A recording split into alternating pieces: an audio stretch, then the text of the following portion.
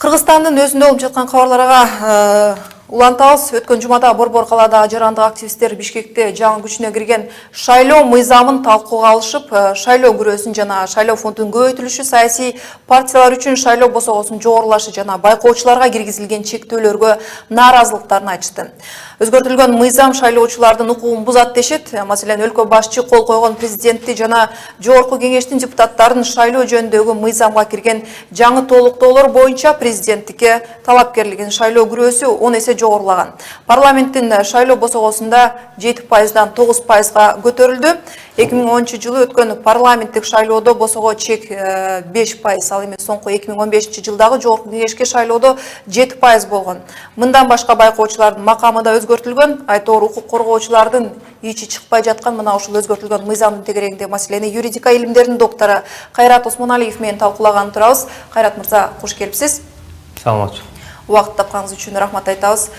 Президент аталган мыйзамга кол койгондон тарта бир эмес бир нече жолу жарандык активисттерден тарта укук коргоочуларга чейин жыйын курушуп талкууга алып жатышат. Аларга эмнелер жакпай жатканын жогоруда санап өттүк. Эмне үчүн өзгөртүүлөргө душар болгон мыйзамдын пункттары ушунча нааразылыктарды жаратып жатат?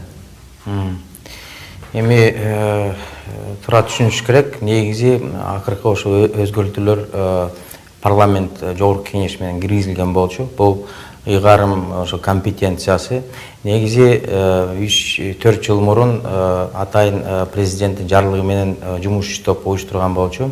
Ошол эле 4 мыйзамга керек шайлоонун тиешелүү мыйзамдарга өзгөртүүлөрдү киргизиш керек деп, эл аралык стандарттарга жакыныраак кылыш керек деген ушундай идеялар бар болчу да.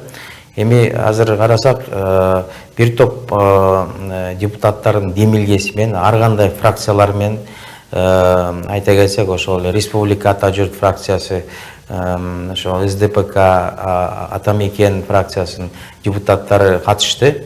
Эми эки жолу ушундай талкуулар өттү, негизи парламентте да өттү. Ал бул аталган мыйзам эки жолу ушундай бүт процедураны өттү. Ар кандай биздин укук коргоочулар сындап атышат. Эми кайсы претензия деп коелучу, жана эле күрөөсү да, күрөөнүн эмеси жалпы 100 миңден миллион сомго чейин көтөрүштү биздин депутаттар. Көпчүлүк менен ошо добуш берип, бирок демилгеси өзүңөр билесиңер кайсы депутаттардын чыккан. Эми мындай карасак, миллионго чейин ошол күрөөсү, бул эл аралык практикада карасак, көпчүлүк мамлекеттерде ошондой эле да. Эми ар кандай айрым укук коргоочулар айтып атышат, бул биздин укугубузду бузуп атат, керек болсо менин ушундай миллион сом жок болсо мен кантип президентке талапкер болот элем депчи. Эми тура түшүнүш керек, президент деген бул эң ошол жогорку деңгээлдеги биздин Кыргызстанды башкарган ажообуз да. Ошон үчүн 100% биз жарандык алсак, алардын албетте теорияда укугу бар, бирок бизге мындай реалдуу саясатчы керек. Ошол саясатчынын артында албетте саясий партия болуш керек. Өзүнүн ошондой фондулары жок болсо, партия деле киргизип койсо болот. Бул деле ошол эл аралык практикада мен мисалы кошулбайм да ошо сындаган пикирлерге. Кайрат мырза, мына демилгечилер айткандай, жаңы кирген күрөө маселеси талапкерлердин санын чектейли деген мааниде кирип жатат дешет да. Юрист катары айтсаңыз, бул Конституциянын кайсы талабына каршы келип жатат? Эч кандай конституциялардын беренесине каршы чыккан жок. Кайсы ошо качан ошондой карама-каршылык болгон? Эгер конституция жазылып турса, мисалы бир жобо жазылып турса, ошол эле конституциялык мыйзамда башкача жазылып калса, анда албетте карама-каршылык болот да. Конституцияда биздин баш мыйзамыбызда бүт жоболорду киргизе салса болбойт да. Ошон үчүн биз атайын ошо керек болсо конституциялык мыйзамдарга кененирээк жазылат да ошол жоболор да. Керек болсо биз да билебиз ошо мисал келтирсем биздин Боршайкомдо эле биз атайын ошо инструкцияларды кабыл алабыз, жоболорду же керек болсо ошо инструкцияларды немет. Анткени муну нормалдуу юридикалык техника, юридикалык талаптар менен конституция жөн эле жана жалпы принциптер, жоболор жазып туруш керек да, кандай болуш керек. А конституциялык мыйзамдарда алар кененирээк жазылыш керек. Анда мына Конституцияда президенттикке талапкерлердин саны чектелбейт, 30 000 кол топтогон жаран талапкер катары каттала алат деген жоо кандай болот? Буга каршы келип калбайбы? Буга каршы эмес. Бун айрым ошо эксперттер айтып атышат, чектелбейт деген. Мейли анда күрөөнүн таптакыр эле алып салгыла.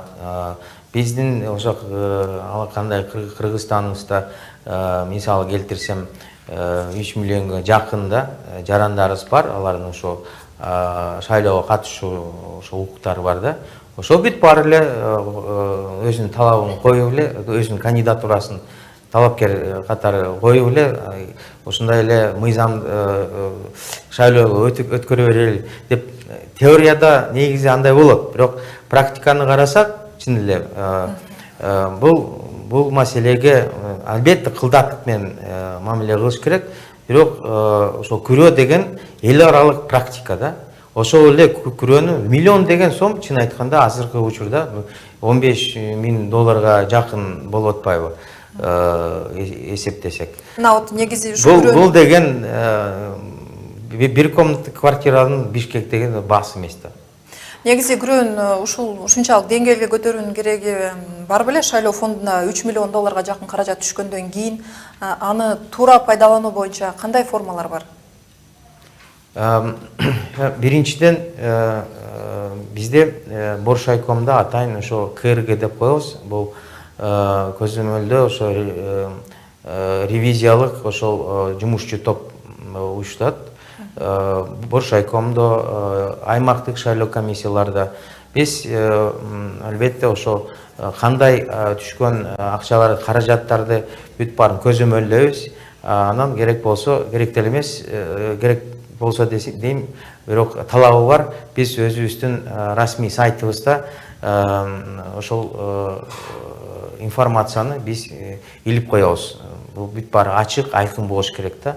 Эгер талапкерлер ошол аталган мыйзамдын эмелердин талаптарын бузушса, финанс каражат боюнча да, чектерин, анда албетте биз бул маселени карап, керек болсо эми эскертүү берип, биринчиден, анан одоно бузуулар болсо, анда биз керек болсо ошол кандидатты ошондой эле гонкадан чечип салабыз.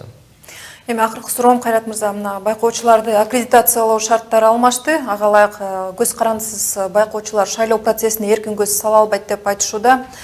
Ушундан улам жыйынтык бурмаланат деп чыйпылдап жатышат да. Чын эле бул мүмкүнбү? Эми анча-мынча кемчиликтер бар экен да. Мына чындап айтсак 300гө жакын өзгөртүүлөр киргизилиптир да, ошо мыйзамдарга. Албетте айрым ушундай сунуштар идеалдуу эмес да. Ошол эле байкоочулардын ошо статусу кичине чектелип калды да. Ошол биздин укук коргоочулар айтып аткан. Бул биздин позиция эмес болчу. Боршайкомдун. Бул мен айтып кеттим. Биздин жогорку кеңештин айрым ыйгарым компетенциясы, алар кабыл алышты. Боршайком биз ошол мыйзамды ошо аткаруу бүт аракетибизди көрсөтөбүз да. Маегиңизге рахмат айтам, Кайрат мырза. Юрист БШК мүчөсү Кайрат Осмоналиев менен баарлаштык. Эске салсак, шайлоо босогосун 7%-дан 9%-га жогорулатуу жана депутаттыкка талапкердин тизмесин байланышкан өзгөртүүлөрдөн башкысы расмий күчүнө кирген. Ал эми аталган эки өзгөртүү 2020-жылдын 1-январынан тарта күчүнө кире турганы маалымдалды. Кыргызстанда президенттик шайлоо быйыл 15-октябрда өтөт.